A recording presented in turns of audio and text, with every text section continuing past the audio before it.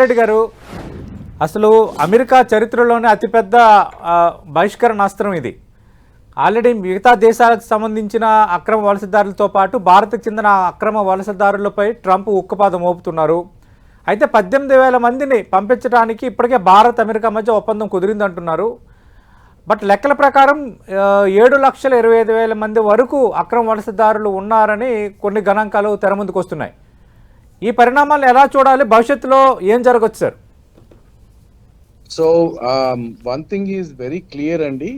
Trump election కంటే ముందు కూడా తన ఎలక్షన్ స్లోగన్ గా, థీమ్ గా let's make America great again అనే స్టేట్మెంట్ తో వచ్చారు ముందుకి.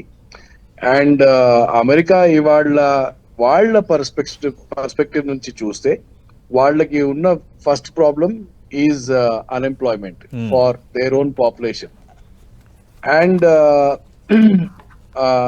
బైడెన్ అడ్మినిస్ట్రేషన్ లో కూడా ఈ ప్రాబ్లం ఉండే. అండ్ ఇల్లీగల్ మైగ్రెంట్స్ ని ఒక విమానం పెట్టి ఒక దేశానికి వాపస్ పంపించడం అనేది ఇది ఫస్ట్ టైం కాదు. 2024లో నాకు తెలిసి 1,000 మంది భారతీయులను, అంటే ఇల్లీగల్ మైగ్రెంట్స్ ని వాపస్ పంపించారు already. Most of them are north Indians. So మీరు అన్నట్టు టోటల్ ఏదైతే ఇల్లీగల్ మైగ్రెంట్స్ ఇవాళ అమెరికాలో ఉన్నారో they are only 3% of the entire migrant population. So 18,000 మంది మీరు తీసుకుంటే అక్కడ ఒక 1 మిలియన్ కంటే ఎక్కువ ఇల్లీగల్ మైగ్రెంట్స్ ఉన్నారు. And it's a big burden on the government. ఎందుకంటే వాళ్ళకి శరణార్థం ఇవ్వాలి, they are given some dole and all those things. It's becoming a issue. And Major Srinivas garu annattu they are also undercutting the market by illegally working in different places. And market lo labor cost edaithe undo danni illegal ga adi padipotundi. So ivanni వాళ్ళ perspective నుంచి చూస్తే Trump ఎన్నడూ కూడా ఏమన్నాడంటే America పెరగడానికి కారణం global గా, ప్రపంచవ్యాప్తంగా ఏదైతే హైలీ స్కిల్డ్ మ్యాన్ పవర్ ఉందో వాళ్ళు మన దగ్గర పని చేయగలగాలి. చిన్న చిన్న పనులకి, స్కిల్ లేని పనులకి మన దగ్గర ఇల్లీగల్ మైగ్రేషన్ మేము సహించబోము అని చాలా రోజులు చెప్పుకుంటూ వచ్చారు. గత 100 సంవత్సరాలుగా అమెరికా పెరిగింది కూడా అందుకే.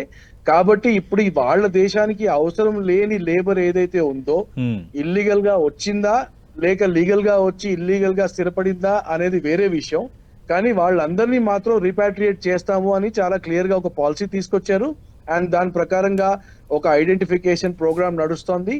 అండ్ దెన్ రిపాట్రియేషన్ ప్రోగ్రామ్ ఇప్పుడు స్టార్ట్ అయింది.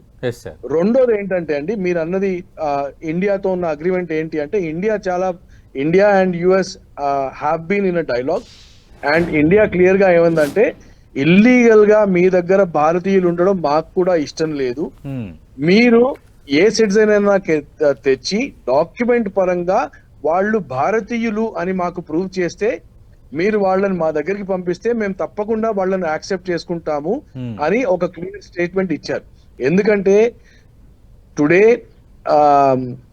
యుఎస్ అండ్ ఇండియాకి మధ్య ఇల్లీగల్ మైగ్రేషన్ ప్రాబ్లం కంటే trade issue is more important.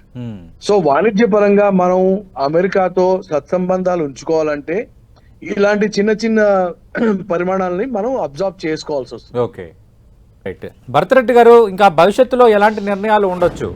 ఇప్పుడు అక్రమ వలసదారులను పంపిస్తుండడం అనేది ఒకటి. రెండోది, ఇంకా భారత్ లేదు, చైనా లేదు, నాకు అందరూ ఒకటి, America is the first, America gain again అంటూ ఆయన సుంకాలు విధించడానికి రంగం సిద్ధమైపోయింది. ఆల్రెడీ కొన్ని దేశాలపై ఏ శాతంలో విధించారో ఆల్రెడీ ప్రకటన కూడా మనం చూసాం. ఇంకా భవిష్యత్తు ఎలా ఉండొచ్చు?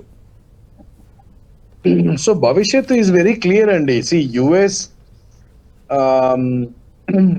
తన దేశానికి ప్రాముఖ్యత ఇస్తుంది ఈ వచ్చే 4 ఏళ్లలో అనేది it's point of no debate. And ఇక్కడ భారతదేశమే కాదు, మీరు చూసారు కెనడాతో కూడా వాళ్ళు ఆంక్షలు పెంచారు, ఇప్పుడు యూరోప్ తో కూడా చేస్తున్నారు, రైట్? సో అల్టిమేట్లీ వాళ్ళ ట్రేడ్ ఇంబ్యాలెన్స్ ఏదైతే ఉందో ఆ ట్రేడ్ ఇంబ్యాలెన్స్ ని వాళ్ళు రీబ్యాలెన్స్ చేయడానికి కొన్ని పాలసీస్ తీసుకొస్తున్నారు. రెండోది, డాలర్ ఏదైతే ప్రపంచంగా ఒక ఏకఛత్రాధిపత్యం వహిస్తోందో దానికి బ్రిక్స్ నేషన్స్ కానీ వేరే నేషన్స్ కానీ ఆల్టర్నేట్ కరెన్సీ తెస్తాయనేది గత పదేళ్లుగా జరుగుతున్న ఉదంతం రూమర్స్ కాబట్టి it will also put up a lot of sanctions on countries which would like to replace dollar.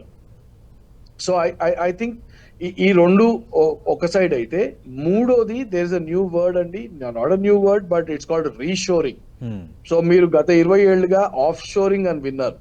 India పెరిగినా కానీ, ఐటీలో పెరిగినా కానీ, దేంట్లో పెరిగినా కానీ ఆఫ్ షోరింగ్ వల్ల వచ్చిన జాబ్స్ తో ఇండియా పెరిగింది. అలాగే ఇండియా యుఎస్ కేవలం ఐటీ జాబ్స్ కాకుండా మ్యానుఫ్యాక్చరింగ్ కానివ్వండి, ఇంకా క్లోదింగ్ కానీ, టెక్స్టైల్ కానివ్వండి, కార్స్ కానివ్వండి, automobiles, everything has been outsourced and offshored from USA.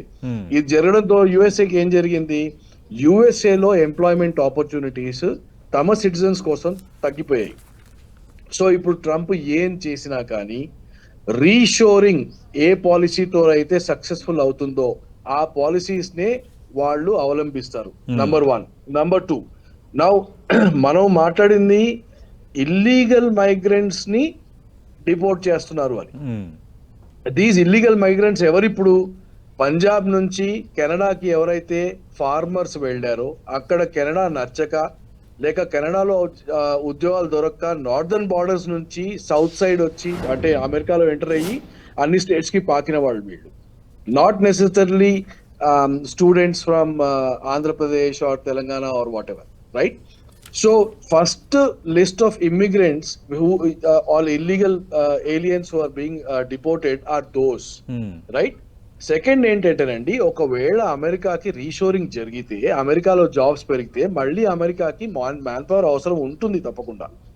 కాకపోతే ప్రజెంట్ లెవెల్ స్కిల్లో కావచ్చు, హయ్యర్ స్కిల్ కావచ్చు, డీప్ స్కిల్స్ కావచ్చు, కానీ అలాంటి వాళ్ళకి ఉద్యోగ అవకాశాలు తప్పకుండా ఉంటాయి. ఓకే. సో ఇండియన్ సిటిజన్స్ కి, ఇండియన్ మంచి స్టూడెంట్స్ కి ఉద్యోగ అవకాశాలు లేవు అని కాదు, కానీ మీరు గత 20 ఏళ్లుగా ఏదైతే స్కిల్ పెట్టుకొని పోయారో ఆ ఉద్యోగాలు మాత్రం దొరకవు.